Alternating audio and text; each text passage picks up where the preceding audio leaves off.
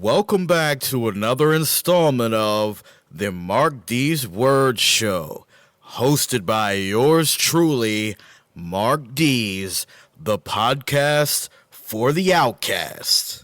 All right, y'all, here we go. Basically, this week, this is an interview I did with Powder, a.k.a. Casey Jones, fellow member of the Grindhouse Gang group that I am also a part of. We did this interview just basically having fun, having a good time, shooting the shit. But before we get into the interview, I want to play a song of the day, off of Powder's upcoming project, Circle of Snakes. The song is called Watch Your Mouth, featuring Father Death. Shout out to Father Death, man. So we're going to go ahead and get into that joint. DJ Mark Deez, spin that shit. Lot of salty motherfuckers right now. It's only going to get worse for you. You might as well stop your yapping now. Save yourself some breath. I brush you off my shoulders, but I'm paying close attention, so watch out. Swag spelled backwards is gorge, and that's what you'll be wrapped in if you bag of rappers keep acting like whores. This passage is raw, it's a passionate path I walk, but your pants are pansy can fall, while my hands are like panzer paws. You white cats think that you rap iller is black killers, but all of your tracks are whack filler like Mac Miller's. I think it's a fact that you lack skillers, your back riddling. My raps collapsing pillars like Michael Jackson's Thriller. You'll never get it, you'll soon need to see a medic. Insult the those you're indebted to, get a clue, you'll regret it. Whether verbal or physical, kid, it's all talk. Better learn that you're minuscule in the school of thought, dog. And translated, my man face that you're idiotic. So damn wasted from hand blazing that city chronic. I pity most of the burden, but their stupidity. But really, partner, I'm just admitted freely, you sicken me. I hear you talking shit, you better watch your mouth. Or do I have to grab a bar of soap and wash it out? It's fair warning, you'll add more at and get murked. Another big shot missed and another dead jerk. This goes out to the fake MCs. You better watch your mouth when you talk about me. Yeah. Dedicated to every hater I see. Better watch your mouth when you talk about me. From the time I could talk, I was getting in shit. Learning life lessons while building a clique. Getting into music and developing skills. Punch a nigga in the face if he challenged my meal. Walk through the front line, body scarred and battered. A couple niggas tried to cook me, it really don't matter. Say I want him out of shit, he probably right. I'ma stay a gladiator to the end of my life. Tough as nails, hard as bricks, spit sweltering metal. Journey to the gates of hell, have a dance with the devil. Never underestimate an opponent with broken dreams. Keep talking about your money, end up with stolen green. You know the routine, lay down into your wallet. What's cracking, cuz? Ain't shit, I can't call it. 803 religiously making it through the struggle. Better walk away when that lion step in the jungle. I hear you talking shit, you better watch your mouth. Or do I have to grab a bar of soap and wash it out? It's fair warning, you'll add more at and get murked. Another big shot missing, another dead jerk. This goes out to the fake MCs. You better watch your mouth when you talk about me. Dedicated to every hater I see. Better watch your mouth when you talk about me.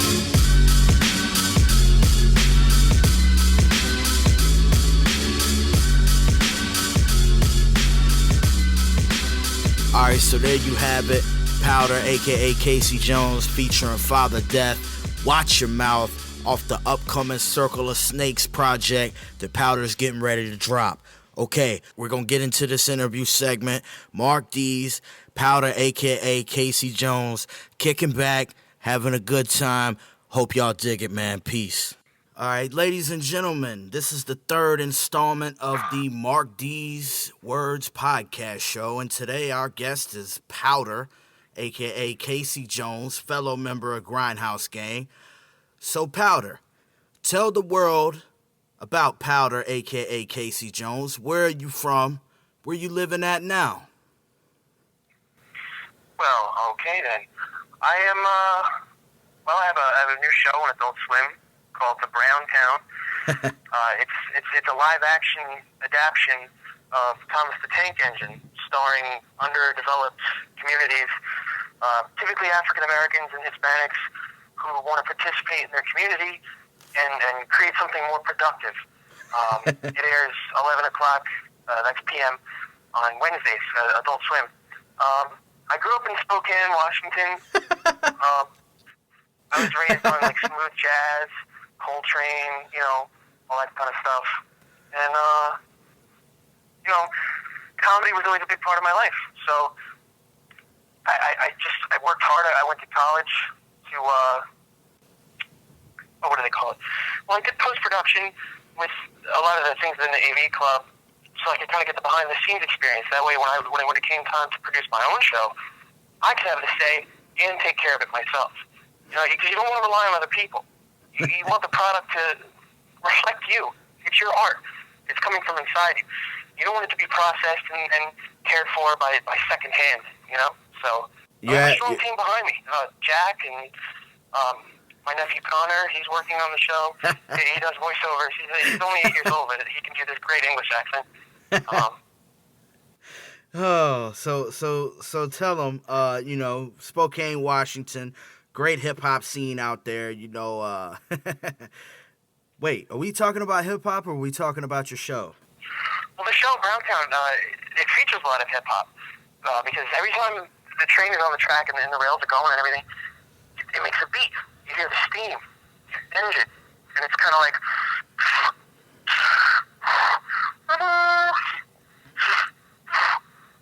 And the conductor, he's a rapping mouse. He's got the overcoat and the conductor hat. He's up there.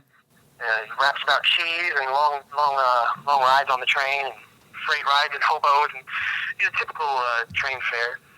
Right. So tell us, how did you get the name Powder? Well, I'm not proud to admit it, but this one time I stubbed my toe really bad on one of those tool chests, the steel ones. It turned black after a couple weeks, and it fell off. And I took my dad's hammer and I ground it into dust. And my parents came in and saw me. I had schmutz all over my fingers, and they're like, "Oh, geez, they would just call you Powder, huh? Always getting messy."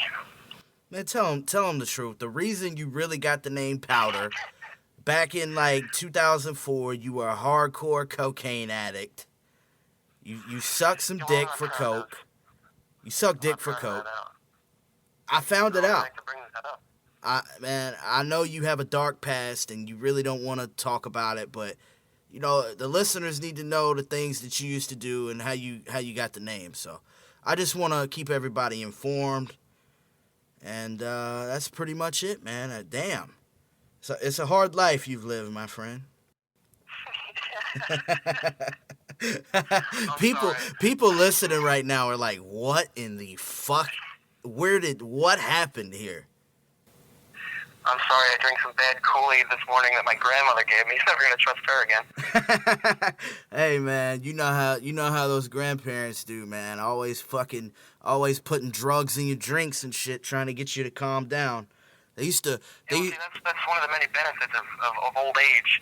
You have all those folds in your skin. Who needs pockets, you know? Just put a dime bag in your fatty elbow. That's right, man. Fucking, you know, can hide, like, cigarettes in your fucking, like, neck creases and shit. Oh, yeah. Okay, so can we really do an interview now? Or do we want to, like, you know, have what? This isn't the interview? No.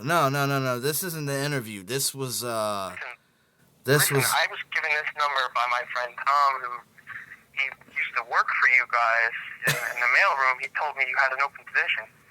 Oh, there's a lot of women down here with open positions and things of that nature. Listen. The only reason I'm calling, I got kids to feed. I've gotten enough trouble with women. Please, who am I speaking to? This is Daryl. Why would you do this? I'm really lonely, and I just need someone to talk to at 2 o'clock in the morning. Oh, man, I'm sorry. Okay, so hello. If you're still listening, I apologize. Or maybe you're into that kind of thing. You're sick. You like weird, sick things. Well, so do I. Like Mark said, I'm Powder, or Casey Jones, or Dead Kennedy, or Curious George, or many other pseudonyms by which I'm known. I am a hip-hop artist. I am originally from New York, currently residing in South Carolina.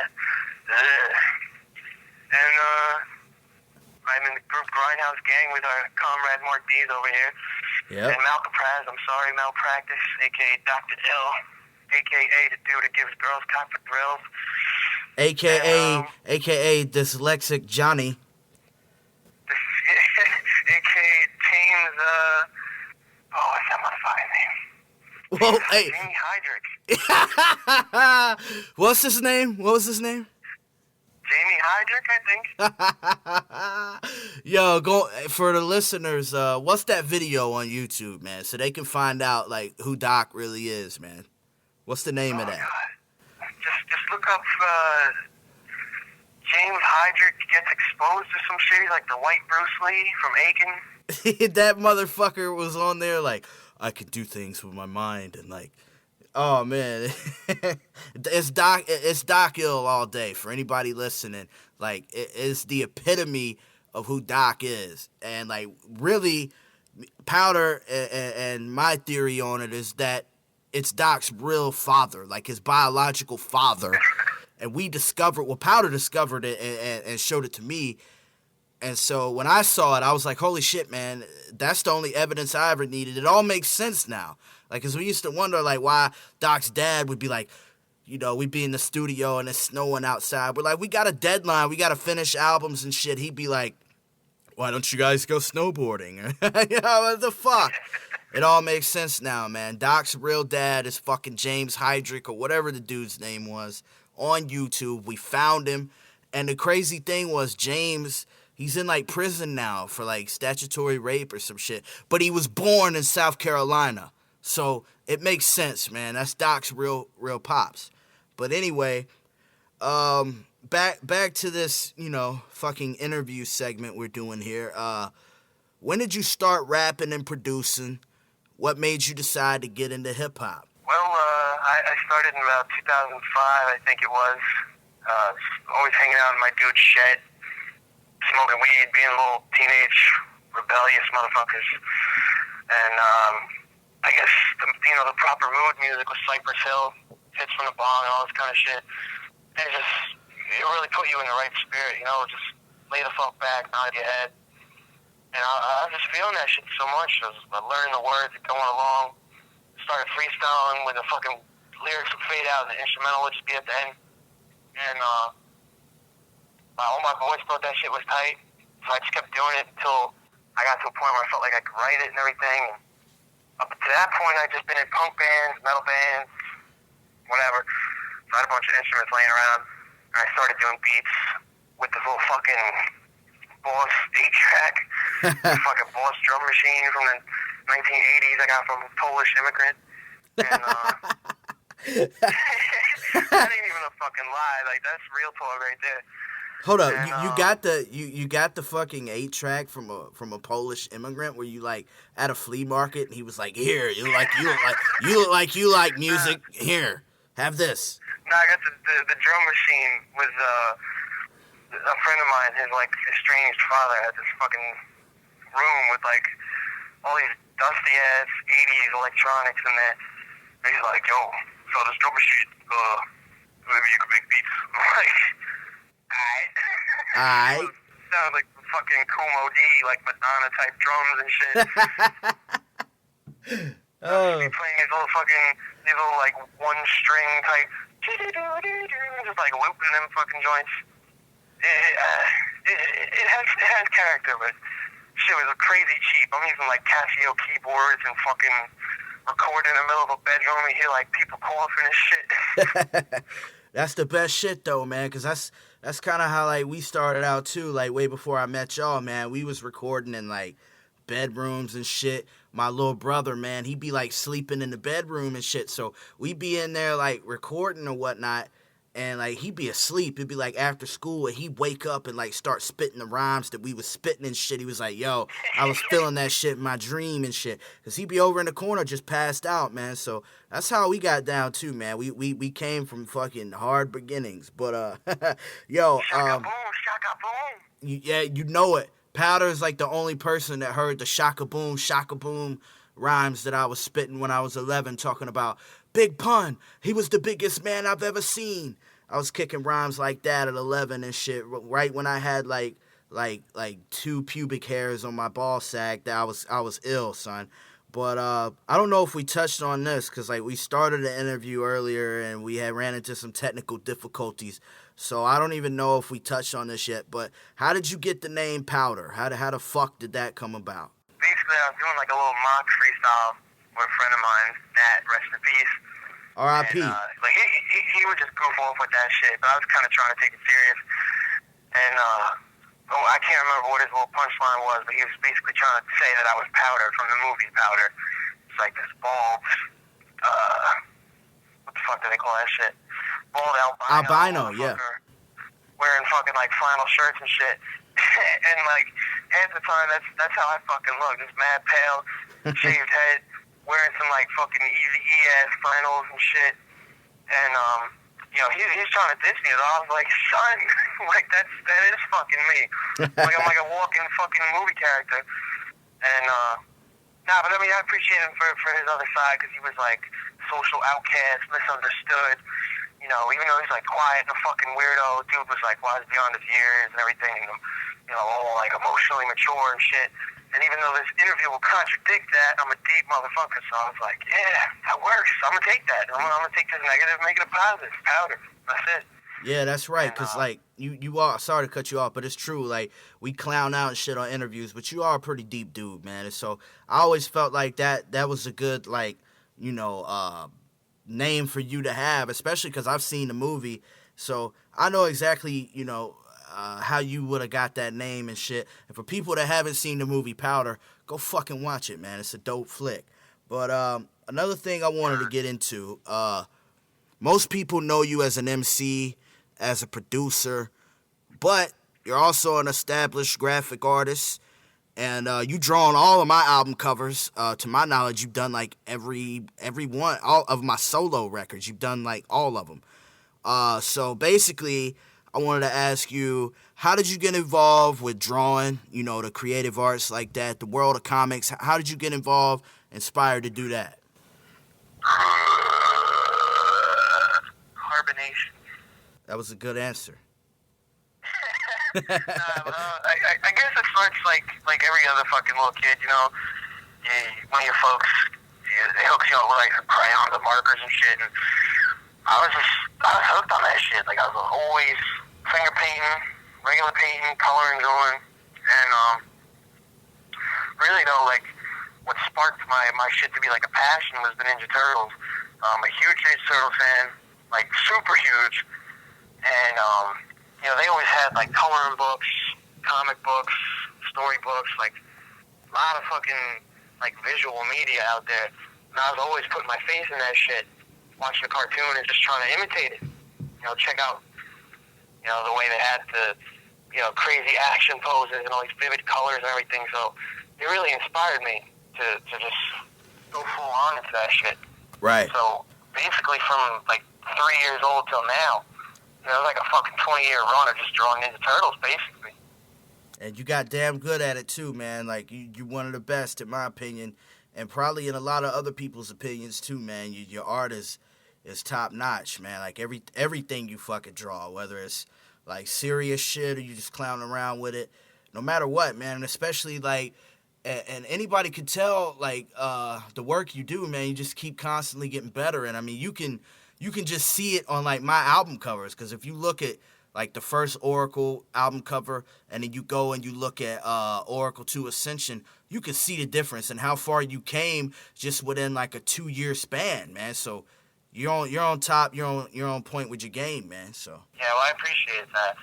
And it's funny when you mention like the Oracle and shit. The first cover I did for you at the time, I was like, yo, this shit came out so good, blah blah blah. And now I look back at that shit and I'm like, ugh, like I can't even look at it. And then you got the Oracle 2, same situation. It was like, yo, came out so tight, look how much better it is, blah, blah, blah. I did that shit like a year ago, so even now I'm kind of like, because I'm always just the same like anything else in life, when you got a passion for that shit, you got to just keep going at it. And no matter what you do, whether it's, sleep, shit, eat, whatever, you got to always strive to be better at that shit. That's if you right. ever reach a point where you feel like you're at your peak, you've done something wrong. You can always do better. I definitely like I look at my old shit with kind of a negative tint. At the same time, like I use that to motivate me. All right, speak about 1 Up and 2 Up, and the influences behind those projects, those mixtapes, and tell people where they can get it, you know, what the concept was behind it. All right, well, basically, 1 Up and 2 Up are, as of right now, 2 mixtape series where I'm doing all the beats, all the lyrics and shit, and the beats are all composed of like old school Nintendo shit, mostly Super Nintendo, because that's my number one right there. I grew up on that, and I feel like the music was just, you can't fucking top that shit. Right. So I'm chopping up, you know, Donkey Kong, Zelda, Turtles in Time, Pokemon, like all the good shit.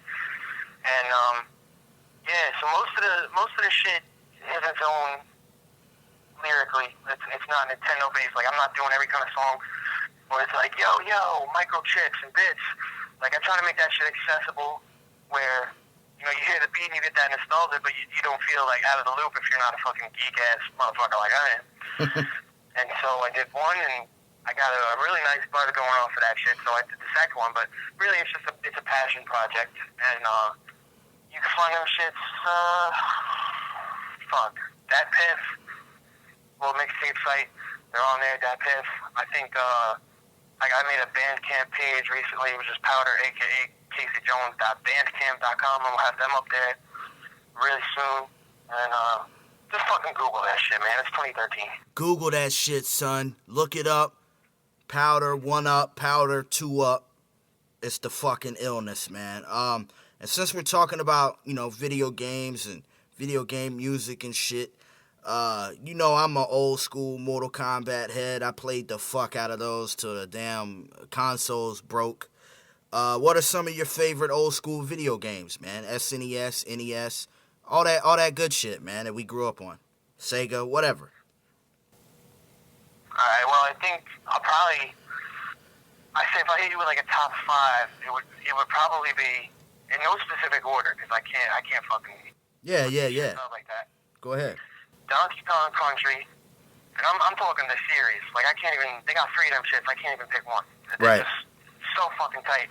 And real talk, Donkey Kong Country is like a huge influence on me, and it is largely responsible for why I even became a musician in the first place. The fucking soundtracks are just insane. Like it was the first game that came out for a home console, or really even in arcades that had like real fucking music. Right. All them bleeps and bloops and all this shit. They had a real composer just doing crazy shit. That really hit me. So Donkey Kong Country is definitely in there. Then Legend of Zelda, A Link to the Past, another Super Nintendo classic. Too fucking hell. It was the first video game I ever fucking played. I was like 3 years old. My mom had that shit. She was a huge gamer back in the day. Right. So like that was my introduction to it. It was some shit I bonded with my mom over. A lot of my close friends when I was a little dude were all into that shit. And again, like Donkey Kong, music, very impactful. Then I gotta give it to Ninja Turtles. Damn right. It's like Turtles in Time, even Tournament Fighters, but more so the former than the latter. Just best fucking beat 'em up out there. Yeah. Start that shit, bashing foot soldiers. It was the first time that a home console got a game that was adapted from an arcade cabinet that actually looked like the arcade game. Right. It wasn't no like fucked up looking shit. This shit looked arcade ready. Just on deck. Bonus levels. Whole fucking thing. And the music, again, like you'll notice this is a theme, that's why I did 1 Up and 2 Up. Right. It's fucking crazy, like sound like some punk rock from the year 4000, these crazy synthesizers and shit. Yeah. Can't even fuck with that. Yeah, I'm a big fan of Turtles in Time. That's a fucking great game. And like you said, a lot of times, you know, when they take games from the arcade and they port them to the home systems, it's just not the same, man. So, you know, it's always good when there's a game that crosses over that doesn't have any, you know, because they take shit out, put new shit in, change the soundtrack, change the graphics, all of that type shit when it comes to home port. So it's always good when you got a game that fucking has everything that the arcade version has. But keep elaborating as far as games that you did, because I think you got at least one more. Shit. I'd probably have to say Yoshi's Island. That's, Huge yeah. favorite of mine. Yeah. I mean, everybody knows Mario fucking rules. Every Mario game is just classic and great, but as an extension of that series, it was just too fucking sick, man. Artistically, very influential. Right. Because it was for Super Nintendo, but it had this look like somebody drew that shit with a crayon. Like, it was just so crazy. Like, nothing looked like that at the time. Nah, I agree with you because I had that game too when I was a kid, and I wore that game the fuck out, man. Because, those were back in the days when you had to blow in the cartridge and shit, stick Q-tips in there, get the dirt out and all that shit. And, man, I probably played Yoshi's Island for just hours upon hours, and it was a dope-ass game. Dope-ass game. Another game I want to nominate on my little list, because you know how I am, man. Mostly, a lot of the games that I played when I was coming up were like fighting games, shoot-'em-up games, and sports games. But a game that I really dug kind of out of those genres was Star Fox, man. Star Fox, to me, was like so fucking ill. It was like some next-level shit, because I was just like, yo, we're flying in outer space and shit. Like, it was off the chain, man. That, to me, and it was like just weird, man. It was like, I don't even know. I can't even put it into words. But for like a little kid to be able to play that game, it was like I was jumping into like another universe or something. So it really, that was a game that I really dug, man. Star Fox was fucking bonkers, because it's dope right off the bat for being a fucking futuristic flight simulator and everything. Right. But this shit was 3D as fuck.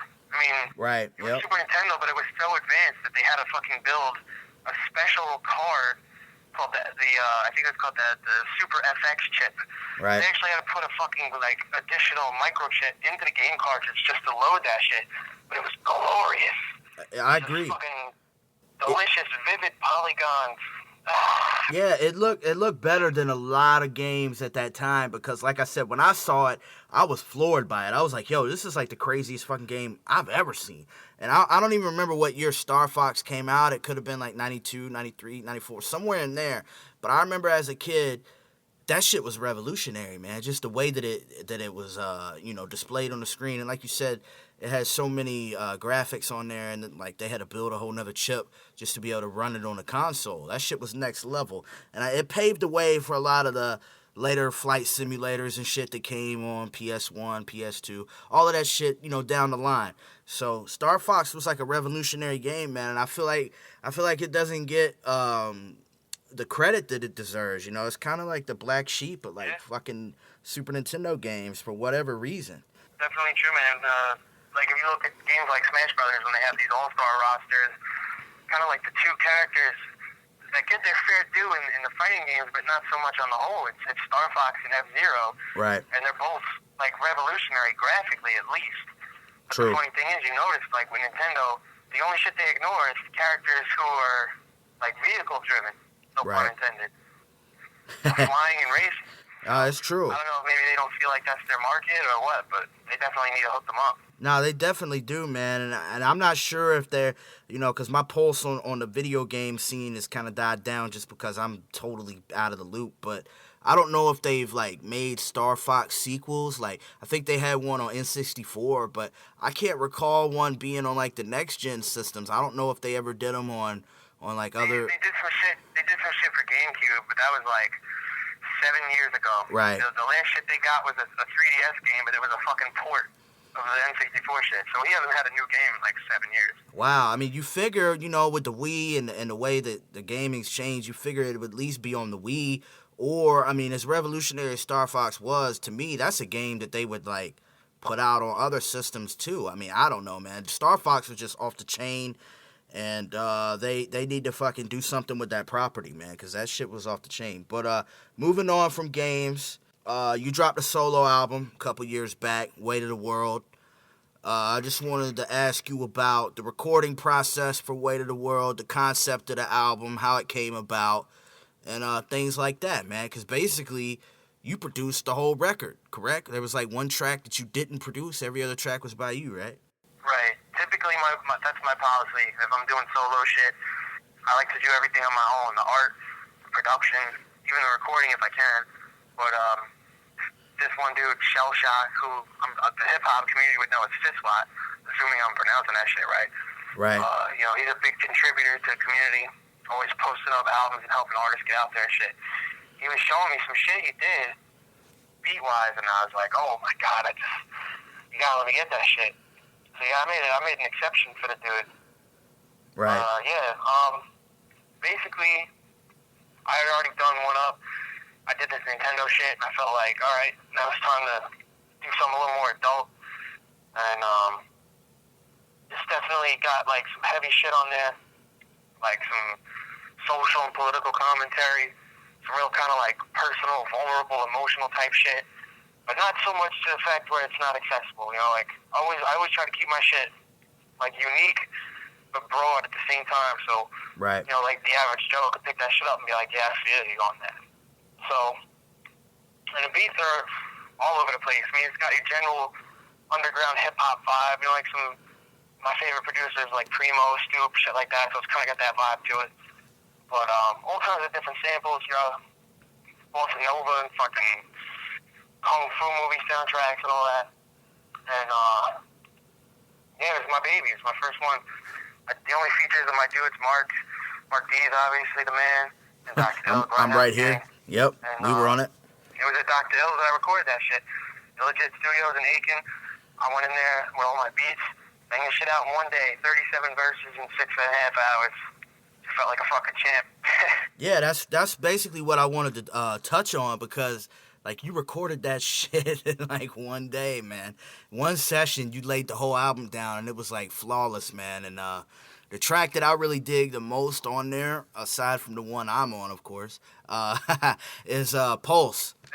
Pulse, to me, is the illest joint on there. And there's a couple other ones too, man. I think The Conspiracy Theorist is another one that I dug. I dig the whole album. And the title track, Weight of the World, dope. So the whole album, man, from start to finish, it's a dope album. It doesn't sound like it was just like put together. Like, you know, it sounds like there was a concept from beginning to end. It's really, to me, it's one of the most slept on projects. But that's also a good thing, because it's one of the best projects. So when people stumble across it and they hear it, they go, holy shit, man, like, this is like next level shit. So anybody who's a fan of Powder, you know, hit him up, get Weight of the World, man, because that shit is awesome. It's one of my favorite records. And speaking of records, I actually just made that shit recently. I put that up for free download after all this time now. Okay. So if you go to my Bandcamp, Powder, a.k.a. CaseyJones.bandcamp.com, you can download Weight of the World in its entirety for free, since you're all pirating motherfuckers anyway. You bootlegging motherfuckers. Now you can bootleg shit legally, so do it. You want incentive, and if you want incentive to download that shit, if Mark Deez's opinion ain't enough, take the song he mentioned, for example, Pulse. The concept alone is some crazy shit. A kid I'd known since fucking kindergarten, he got in a car accident and had like a cardiac arrest and shit, went to a coma, blah, blah, blah. Long story short, he died. And it just like fucked me. So I wrote this shit from his perspective while like out of consciousness. Being able to hear the people around you and not being able to do anything about it.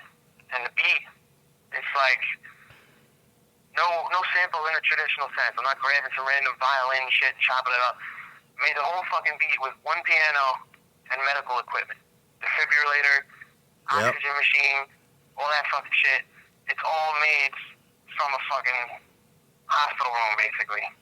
So check it out for no reason, if not that, at least. Yeah, it's a great record, man. That song right there, really deep song, really deep concept, and I dug it from the first time I heard it all the way to now. But speaking on projects, I know you're working on the Circle of Snakes project. Before we did the interview on here, we played Watch Your Mouth, the Watch Your Mouth joint with Father Death. Started the show off with that. So tell us a little bit about the progress, Circle of Snakes, when we can expect it from you. Well, as of the time it is right here, it's 9 tracks with 1 unfinished, so it'll be 10 total. Let's see, 9 of the tracks are just produced by me, completely original shit, and the last one's like a little bonus joint. I did a big-ass track on that fucking Kendrick Lamar Control shit, threw that in there. It's mostly just kind of like a little placeholder, because I got like 2 whole solo albums waiting in tow for Grindhouse Gang and all these other projects to drop, because I don't want that shit to fall to the wayside. Right. So I just figured I'd put something together in the meantime, and So yeah, it's 10 tracks. It's mostly features, just to kind of, you know, I ain't gonna lie, I was cutting corners. I was just trying to save myself some time and effort. So I got Mark and Doc on there, Grindhouse Gang, of course, 2 tracks with them.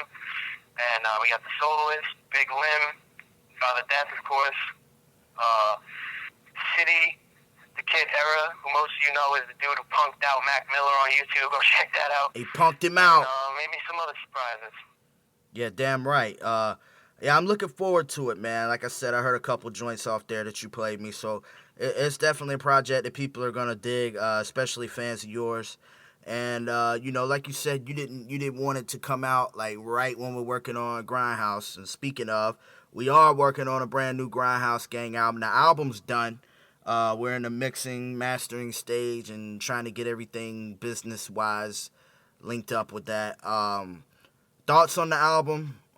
Expectations for it? How you feel about the new Grindhouse album? I feel like it's probably the thing I'm most proud of ever. Musically, artistically, just out of everything I've ever fucking been a part of. It's fucking solid, man. Like, I feel like as far as all 3 of us are concerned, it's our tightest shit lyrically. It's the illest beats I've ever fucking produced in my life. The beats we got from other producers, some of their top-notch, crazy shit. Crazy. Same goes for features. I mean, every fucking body who contributed to this shit, from cuts to beats to verses, like, it's just, I mean, it's fucking retarded. It's so insane. It's crazy, and, like, you know, honestly, I want to, like, unveil what's behind the curtain to people, but I'm not even gonna do it. I don't want you to do it either, because, like, when this shit hits, people are gonna go crazy, man, because we got a lot of heavy hitters on this shit, man, on the production side and on the MC side. And like you said, all the beats you did on there were just fucking next level. All the rhymes on there next level. Like to me, it's by far our best work together, and like the chemistry that we had on this record was on point. Everybody, we were just clicking, man. Like, all of us, we were just clicking, and I feel like when the fans hear the record, it's gonna blow their minds, man. Like, I really don't think they're ready for it, but they gonna have to be ready for it, because we're getting ready to drop this shit. Hopefully, in the 2013 or early 2014, depending on when, you know, everything materializes. But the album's done, so yeah, we're just waiting. We're just waiting on business things and mixing and mastering, so it's coming. This album is like a fucking Lego castle. Like, it's just a bunch of perfect pieces, all sliding into the right position, starting from the bottom, reaching the top, being this insane creation, all these wonderful colors coming together. And if you step on that shit, the only thing that's going to happen is to hurt your foot. You couldn't have described it any better, man, because that's how I feel about it too, man. Like, the synchronicity between everybody on this project, man. It was like we fucking coalesced and just made something crazy. Like, it's hard for me to put into words like what we did with this record. So I just can't wait for everything to just fucking snowball and people to hear it, because I'm telling you, people are gonna go ape shit about this record. But moving on. A lot of people mad. It's gonna make a lot of people fucking mad. But you know what? That's the beauty about hip-hop, man. You know, maybe we gonna cause a little controversy. Really not even controversy, man. We're just making moves, and, you know, whatever. If people got a problem with it, well, then fuck you. Fuck you. Just like, a track on that album. So they can jam that. They can jam that record when they fucking hear it. But, and jam it up the fucking anthem. That's how I feel about them, brother. But, moving on from the music. I know you watch a bunch of bugged out fucking kung fu movies. I let you, like, share my Netflix account. You was watching fucking Shaolin Grandma one day. So I was just wondering, what, have you seen any good movies lately? Or have you seen some really shitty movies that I might hate anyway, but you found fucking entertaining? What you been watching? Well, I hate to say it, but, the direct answer is no. For, like, the last fucking, I don't know, like 2-3 weeks, I literally just fucking watching Frasier all day long. Like, I don't even know, I just fell in love with that shit out of nowhere. That's like some herb-ass shit to say. Who the fuck is in Frasier? Like, Kelsey Grammer? Yeah. This motherfucker's been watching Frasier. I feel you though, man, because I was sitting around and watch fucking Three's Company like a fucking herb, so I'm right with you. Fuck it. Nah, but yeah, I haven't fucking watched, I haven't watched, like, any movies in mad long, but as far as, like, some crazy shit goes, I'm always fucking, like you say, Shaolin Grandma and stuff, like, I'm always fucking with these, you know, Eastern, I don't even know what the fuck you call Fucking it. Tokyo Gore Force, or whatever that was. Tokyo Gore Police. Tokyo You know, Gore like, Police. Japanese gore and, like, fucking, like, exploitation and shit. Like, Psycho Gothic Lolita, fucking Meatball Machine, Aliens versus Ninjas, fucking Robo Geisha, Yakuza Weapon, like, all this crazy fucking shit. Most of that shit's on Netflix if you want.